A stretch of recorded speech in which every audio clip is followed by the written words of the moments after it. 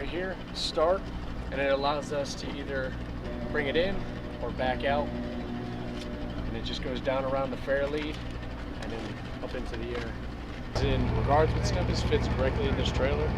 What we do is we take a jackhammer, we have what's called duckbill or spade anchors, and we dig them down into the ground and we test it for 1,500 pounds of pressure.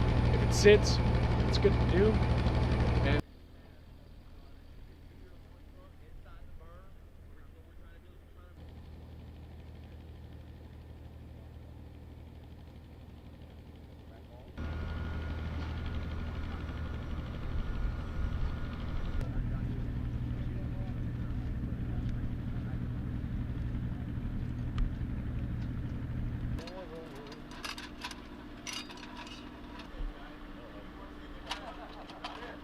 put it up on.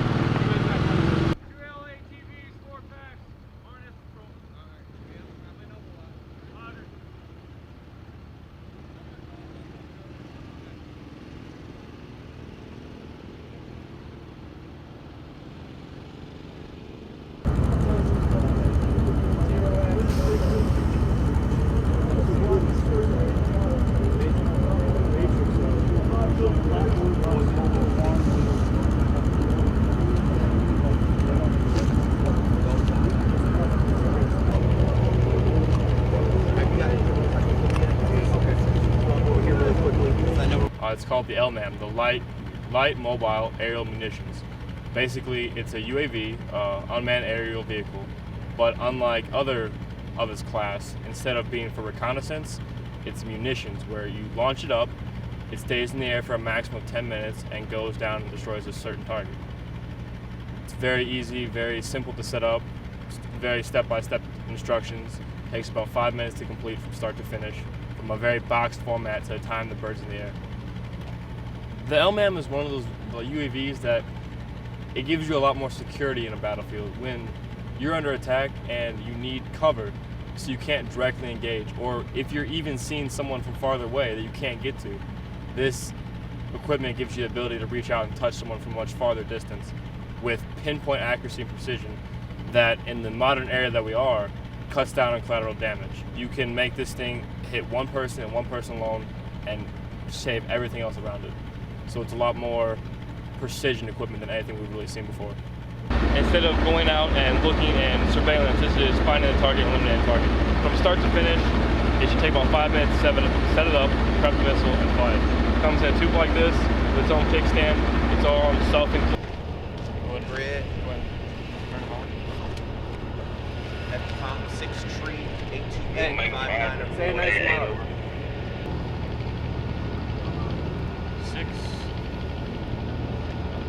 tree 1 3 sharp.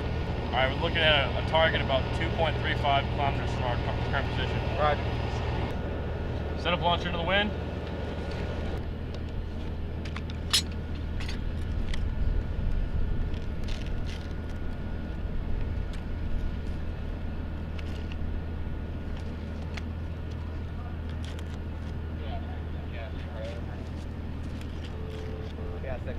Launcher is set. Start recording. Right there. Caps removed. Roger, standing by. You get good visual? Not yet. All right.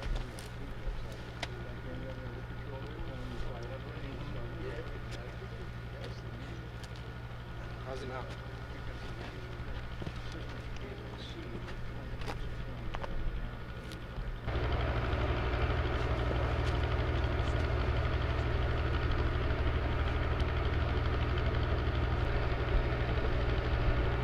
target itself is still 2 clicks away. It's not far at all. The capabilities that we're testing out here at NIE 13.1. Basically what we have out here is multiple vehicles, multiple systems ranging from dismounted operations to FOB operations here. So it is important for the Army. It's a way for the Army to gauge what is needed, what is not needed, and it also saves the Army a lot of money.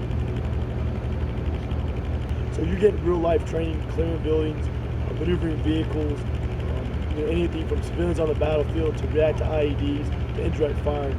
At the same time, when that's going on, is we're also stressing and testing equipment systems.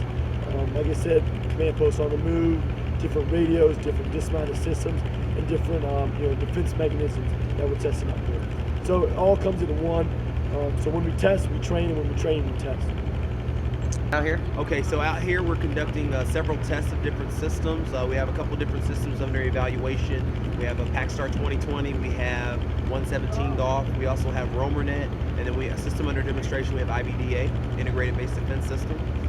Basically, we're providing critical feedback for these systems in order to allow for the systems to either get fielded or be corrected and then fielded, or the programs to be scrapped altogether. As a combat platoon leader, I've had the opportunity to go out into Iraq and actually conduct operations. I would say a lot of these systems are systems I wish I would have had as a platoon leader, because they enable me a lot of flawless communication back to the battalion and to the brigade level. It allows me data flow. They're allowing me capabilities I would have never thought that I would have had as a platoon leader in Iraq. So I definitely think our unit has been given a very unique opportunity to come out 6 weeks at a time, independent of everything else that's going on, and train. There's not really any other units that are like that in the Army. Most units are coming, they're deploying, they're coming back, they're training up, and they're cycling through a deployment again. So for us to have the opportunity to come out, we've conducted major combat operations, we've conducted wide area security, and of course with the new Army doctrine. For us to be able to do that is honestly a privilege, and then we also get to integrate new systems so we can show soldiers, hey, this is how we've done it before, and this is the future, or what a glimpse of the future could be like with the new systems that we've been given. I think it feels very special to be able to impact soldiers. I would say outside of deploying, this is the most important thing that I think that we as soldiers can be doing out here, because we're providing critical feedback and we're giving the information that's needed to make sure we shape these systems so that when a soldier gets this kit in Afghanistan or wherever our next conflict is, it's not the first time he's seeing it. He gets it, a full package, training for it is optimal, and he completely understands what that system's capability is and how he can deploy that system to be more perfected in his combat operations.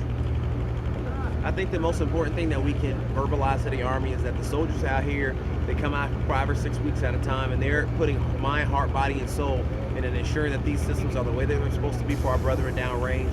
We ensure that they have the necessary battery life, or that they have the necessary range that's critical to soldiers that are out conducting operations. So I think as long as they understand that we come out here, we work very hard and very diligently to provide that feedback, and that the leaders that actually are getting this equipment and getting our feedback, they're actually putting that and implementing it. So all the soldiers that are abroad, all the soldiers and the leaders that are out there that are leading their soldiers, I hope that they just understand that the soldiers out here are working hard at that reason, and we have their back, and that we're watching over them, and we're making sure that they're safe out there with the equipment that they are testing. I enjoy doing what I do. I like being out here with the test. This is my 4th test, and I just hope that the next one that we do, we continue to advance closer to that solution. That's going to make sure that we have most situational awareness we can attain on the battlefield, and that we're as combat effective as we possibly can.